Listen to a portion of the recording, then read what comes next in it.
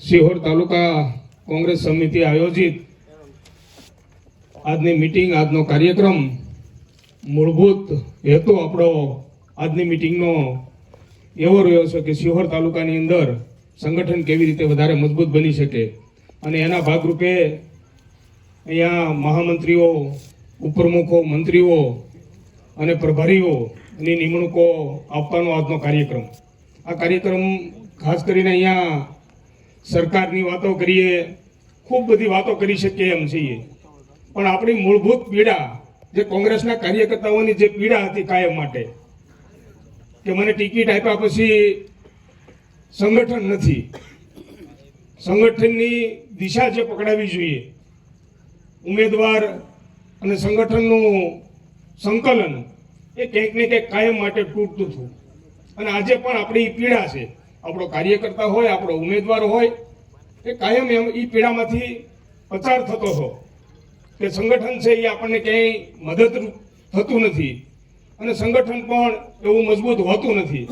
તો અહીંયા જેટલા હોદ્દેદારોને નિમણૂક આપી છે એવા તમામ હોદ્દેદારોને સૌથી પહેલાં હું મારા હૃદયપૂર્વકના અભિનંદન પાઠવું.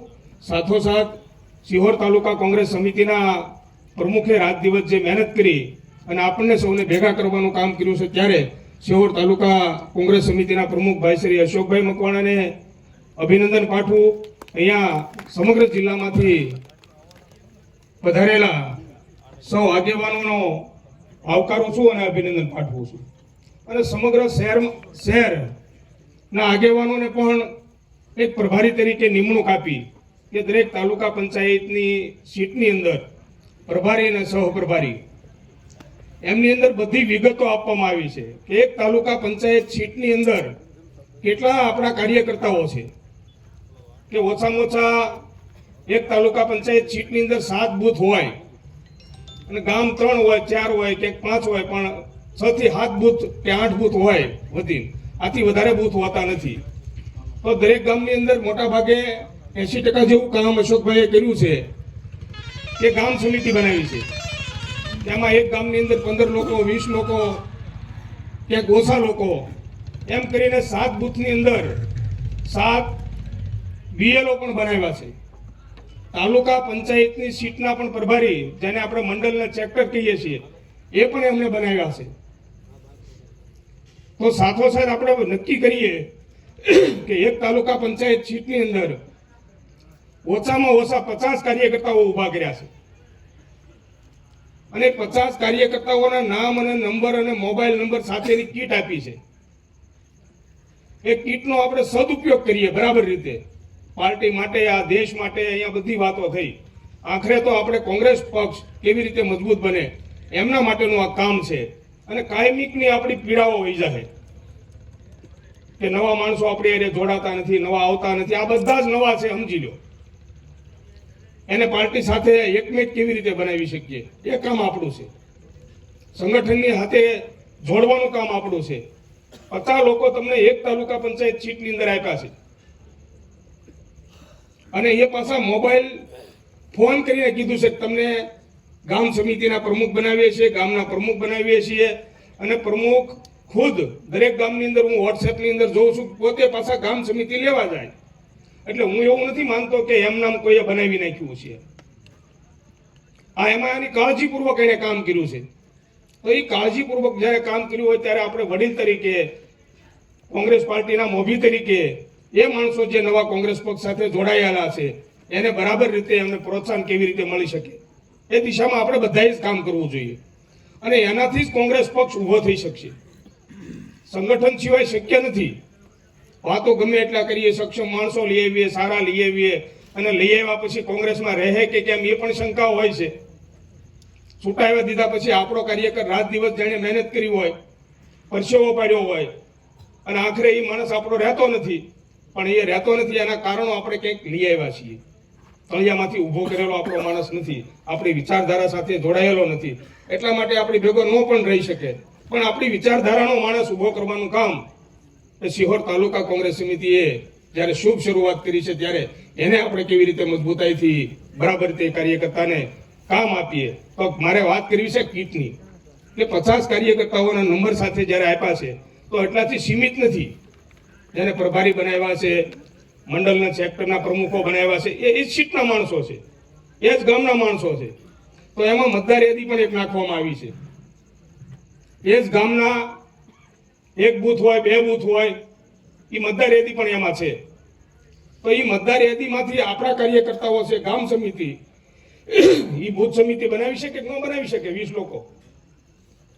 આપણે એક મિટિંગ એવી પણ કરીએ ગામ સમિતિની, એની વાત મેં અશોકભાઈને કરી છે કે સામાજિક કામ કરવા માટે પાર્ટીનું તો કામ આપણે કરીએ જ, પણ દાખલા તરીકે બોરડી ગામની અંદર 20 લોકો કોંગ્રેસ પાર્ટીના ગામ સમિતિના હોદ્દેદારો બન્યા છે. તો 20 લોકો એક દિવસ એવો નક્કી કરીએ આપણે કે આજે ગામની અંદર આપણે સફાઈ અભિયાન કરવું છે, સ્મશાનની અંદર સફાઈ અભિયાન કરવું છે, મંદિરની અંદર સફાઈ અભિયાન કરવું છે. કોઈ પણ એવો કાર્યક્રમ કે આરોગ્યનો કેમ્પ, કનુભાઈની વાત કરે છે, એવો કોઈ પણ એવો નાનો કેમ્પ કરીએ. આ 20 લોકો જોડાય અને એવું નાનું એવું કામ ગામમાં જો આપણે કરીએ તો ગામ આપણી ભેગું રહે કે ન રહે? બીજું કાંઈ કામ નથી કરવાનું. એટલું કામ આપણે અઠવાડિયામાં એકાદ વાર, મહિનામાં એકાદ વાર આવું સામાજિક કામ કરીએ, ગામને ગમે એવું, તો એક કોંગ્રેસી તરીકે બધા જ આપણને સ્વીકારતા થાય. આ બધા હિન્દુઓની વાત કરનારા લોકોને આપણે જોયા, કેશુ ભગતે વાત કરી એમ, એ વાતો કરનારા લોકો છે. આપણે તો ખરેખર દિલથી કામ કરનારા લોકો છીએ. તો એમાંથી પણ આપણે ક્યાંક બહાર નીકળવા માટેના પ્રયત્નો બધાએ કરવા પડશે. વાતો કરીએ, ભાષણ કરીએ, એનો કોઈ મતલબ નથી. હું મારી વાત કરું તો કે હું આ સભા કરવા ક્યાંય જવા બહુ ઓછો ઈચ્છું છું. કરીએ આપણે, પણ બૂથ સુધી જવાના પ્રયત્નો કરીએ. હું જિલ્લા કોંગ્રેસ સમિતિનો પ્રમુખ છું. ભાવનગર જિલ્લાના ગામનું નામ જો મને ન આવડે, એ ગામ સુધી હું ન ગયો હોઉં અને ત્યાં મારો પગનું તળિયું ન અડે, તો એ જિલ્લા કોંગ્રેસ સમિતિના પ્રમુખ તરીકે મેં કામ કર્યું કહેવાય નહીં. મારી ફરજનો ભાગ છે કે ભાવનગર જિલ્લાનું એક ગામની અંદર મારો કાર્યકર્તાને હું ઓળખું કે કેમ. એમ આપણને અહીંયા પણ બનાવ્યા છે તાલુકા કોંગ્રેસ સમિતિના પ્રમુખ, મહામંત્રીઓ, ઉપપ્રમુખો. એ 22 સીટના લોકો જ છે. એમાં સીમિત છે. એમાં કોઈને 5 ગામ આવતા હોય, કોઈને 3 ગામ આવતા હોય. તો એ ગામની અંદર હું કામ કરી શકું કે કેમ? મારી જવાબદારી છે, મારી નિષ્ઠા છે, મારી પ્રમાણિકતા છે, મારી કોંગ્રેસની વાત કરવાની શૈલી છે. એટલા માટે મને મહામંત્રી બનાવ્યો છે, એટલા માટે મને ઉપપ્રમુખ બનાવ્યો છે, એટલા માટે મને મંત્રી બનાવ્યો છે, એટલા માટે મને ગામ પ્રમુખ બનાવ્યો છે, ગામ સમિતિનો પ્રમુખ બનાવ્યો છે. અને ગામ સમિતિના અહીંયા જે લોકો જોડાયેલા છે, અહીંયા આવ્યા છે, એમને પણ મારી વિનંતી કે આ બૂથ સમિતિ સુધી જાજો.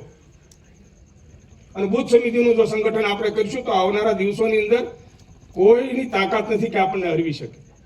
એટલા લોકો આપણે કામ કરીએ અને ઉમેદવાર જે આવે તે, અને ઉમેદવારને અવડી તમે ટીમ આપો, એ ટીમ સાથે કામ કરે ઉમેદવાર સાથે રહીને, તો આપણને કોઈ હરવી ન શકે.